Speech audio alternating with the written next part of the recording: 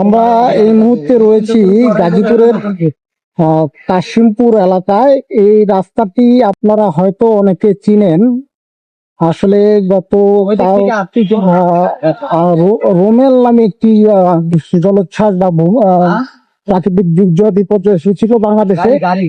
এই রাস্তাটি আপনাদের হয়তোবা প্রাথমিক দৃষ্টিতে মনে হতে পারে এটি সেই রুমেলের ফলেই ক্ষতিগ্রস্ত রাস্তা, কিন্তু না, এটি তার আগে থেকেই ক্ষতিগ্রস্ত। আমরা ছোটবেলা থেকে এই রাস্তাটিকে এই অবস্থায় দেখে আসছি।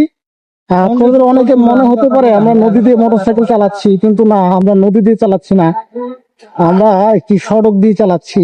এই সড়কটি দেখে একটি দেশের 1 নম্বর সিটি কর্পোরেশনের সড়ক এটা কিন্তু কেউ বলবে না। এটি কিন্তু গাজীপুর সিটি কর্পোরেশনের একটি সড়ক।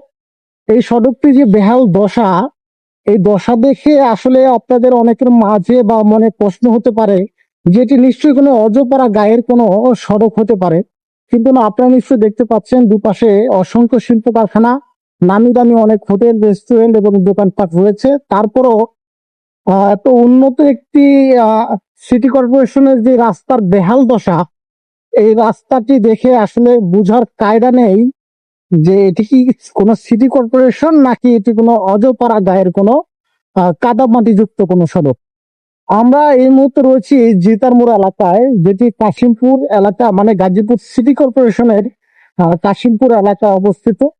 এই সড়কটি দেখে আসলে বোঝা যাচ্ছে গাজীপুর সিটি কর্পোরেশন কতটা দুর্নীতিগ্রস্ত কিংবা কতটা নিম্নমানের লোকজন দিয়ে এই সিটি কর্পোরেশনটি পরিচালনা করা হয়। আসলে যারা সিটি কর্পোরেশনের দায়িত্বে রয়েছেন, এই সকল ওয়ার্ডের কাউন্সিলর কিংবা এখানকার যে সিটি কর্পোরেশন মেয়র, তার চোখে এটা পড়ে কিনা বা সে এই রাস্তা, তারাই রাস্তা দিয়ে চলাচল করে কিনা, এটি আসলে এখন ভাবার বিষয়। তারা যদি এই রাস্তা দিয়ে চলাচল করতো বা তাদের পরিবারের লোকজন যদি এই সড়ক ব্যবহার করতো, নিশ্চয়ই এই সড়কটি তারা এই বেহাল অবস্থায় ছেড়ে দিত না। আপনারা এখন মন্তব্য করুন, এটি গাজীপুর সিটি কর্পোরেশনের একটি রাস্তা হতে পারে নাকি কোনো অজপাড়া গায়ের কোনো সড়ক হতে পারে।